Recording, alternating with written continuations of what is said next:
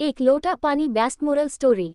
बहुत समय पहले की बात है। काफी दिनों से बारिश ना होने की वजह से एक गांव में सूखा पड़ गया। हर तरफ हाहाकार मच गया। पानी की कमी के कारण अब लोग मरने लगे। गांव में केवल एक ही मास्टर थे जो पढ़े लिखे थे। लोगों ने उनसे इस समस्या के समाधान के लिए एक उपाय खोजने को कहा। मास्टर ने सूखे को रोकने और गाँव में बारिश हो जाए इसके लिए बहुत सारे प्रयास किए, लेकिन कोई भी प्रयास सफल ना हुआ। गांव में सूखे की समस्या पहले की तरह ही बनी रही। गांव के लोगों के सामने सभी रास्ते बंद हो चुके थे। वह बहुत दुखी हो चुके थे और हाथ जोड़कर भगवान से प्रार्थना करने लगे, तू ही अब हमें मरने से बचा सकता है। तभी वहां भगवान द्वारा एक दूत प्रकट हुआ और उसने गांव वालों से बोला, अगर आज रात गांव के हर लोग उस कुएं में एक लोटा दूध बिना कुएं के अंदर देखे हुए डाल देगा तो कल से ही आपके गाँव में सूखे की समस्या खत्म हो जाएगी और बारिश हो जाएगी। यह कहकर वह दूत वहां से गायब हो गया। गांव के लोग ये समाधान जानकर बहुत खुश हुए और उन्होंने सभी गांव वासियों से बिना उसमें झांके एक लोटा दूध डालने का निवेदन किया। सभी लोग दूध डालने को तैयार हो गए। रात को जब कुछ लोग कुएं में दूध डालने लगे तब एक कंजूस व्यक्ति ने सोचा कि गाँव के सभी लोग उस कुएं में तो दूध डालेंगे, अगर मैं अकेले एक लोटा पानी डाल दूंगा तो किसी को पता भी नहीं चलेगा।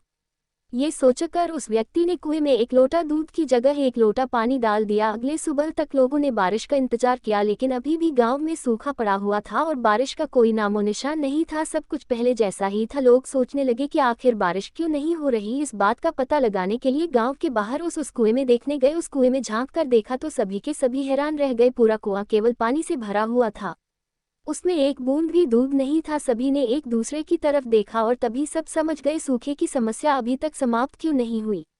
दोस्तों, ऐसा इसलिए हुआ था क्योंकि जो बात जो उस कंजूस आदमी के दिमाग में आई थी वही बात गांव के सभी लोग दूध डालेंगे, अगर वह एक लोटा पानी डाल देगा तो पता नहीं चलेगा। वही बात पूरे गांव वाले लोगों के दिमाग में आई थी और हर व्यक्ति ने दूध की जगह एक लोटा पानी कुएं में डाल दिया था। Lessons learn from this story. तो दोस्तों, जो कुछ इस कहानी में हुआ आजकल वह सब हमारे जीवन में होना एक सामान्य बात है। हम कहते हैं कि हमारे एक के बदलने से क्या पूरा संसार बदल जाएगा, लेकिन याद रखें कि बूंद बूंद से ही सागर भरता है। अगर हम दूसरों लोगों पर अपने काम की जिम्मेदारी डाले बिना हम अपने काम को स्वयं पूरी ईमानदारी से मेहनत से करें तो हम अकेले ही समाज में बदलाव लाने के लिए काफ़ी हैं।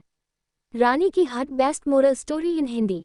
एक समय की बात है, एक देश की महारानी बहुत ही घमंडी और बहुत ही सनकी थी। किसी को उसका स्वभाव पसंद नहीं था, पर रानी के विरुद्ध जाने की किसी की हिम्मत नहीं थी। वह अपने इकलौते पुत्र का विवाह करना चाहती थी। रानी अपने राजकुमार का विवाह दुनिया की सबसे सुंदर व कोमल राजकुमारी से करना चाहती थी। राजकुमार के लिए देश विदेश की कई राजकुमारियों के रिश्ते आए, परंतु रानी को कोई पसंद नहीं आया। हर किसी में वह कोई ना कोई दोष बता देती और मना कर इनकार कर देती थी। एक से एक सुंदर और कोमल राजकुमारियां आई, पर रानी ने सबको इनकार कर दिया। रानी ने बहुत रिश्ते ठुकराए। यह बात आसपास के सभी देशों में फैल गई। सभी रानी की अद्भुत इच्छाओं से हैरान थे कि आखिर है अपने पुत्र के लिए कैसी बहू चाहती है। ये बात जब एक देश की राजकुमारी को पता चली तो वह महारानी से मिलने लिए उत्सुक हो उठी।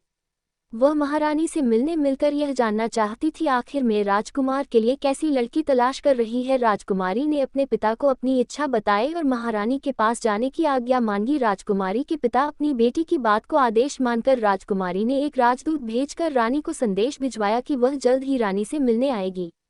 राजकुमारी के प्रस्ताव को रानी ने स्वीकार कर लिया और महल का एक कमरा बहुत अच्छे से तैयार करवा दिया। राजकुमारी महल में पहुंची तो रानी ने उसका भव्य स्वागत कर उसे उसके कमरे में ठहरा दिया। राजकुमारी बहुत सुंदर थी तथा रानी को राजकुमारी अच्छी सुंदर लगी, परंतु वह इतनी कोमल है कि यह जांचने के लिए रानी ने राजकुमारी के पलंग पर मटर के 3 दाने डाल दिए। रात को राजकुमारी पलंग पर लेटी तो उसे नींद नहीं आई। मटर के 3 दाने उसे रात भर जागते रहे। उसने पूरी रात करवट बदल बदल कर काटी। सुबह जब राजकुमारी जगी तो उसके सारे शरीर में दर्द हो रहा था। उसकी पीठ पर जगह जगह नील पड़ गए थे। ये देखकर रानी समझ गई कि यह उसके मापदंड पर खरी उतरने वाली राजकुमारी है, जो सुंदर भी है और बहुत कोमल भी है। महारानी ने घोषणा कर दी कि उन्हें अपने मनपसंद बहू मिल गई है। रानी ने धूमधाम से विवाह की तैयारी शुरू कर दी। नववधू के लिए कई रत्न और आभूषण बनवाए, पर राजकुमारी ने एक भी गहना पहनने से इनकार कर दिया, कारण उसके कोमल अंग गहनों का भार सहन नहीं कर सकते थे। रानी यह देखकर बहुत दुखी हुई। उन्हें अपने भूल पर पछतावा होने लगा कि उसने जिद में आकर इतनी कोमल बहू क्यों चुन ली। इस कहानी से हमें ये शिक्षा मिलती है कि ज्यादा हट का परिणाम बुरा होता है। किसी न किसी में कोई कमी होती ही है। धोखाधड़ी से खुद का नुकसान।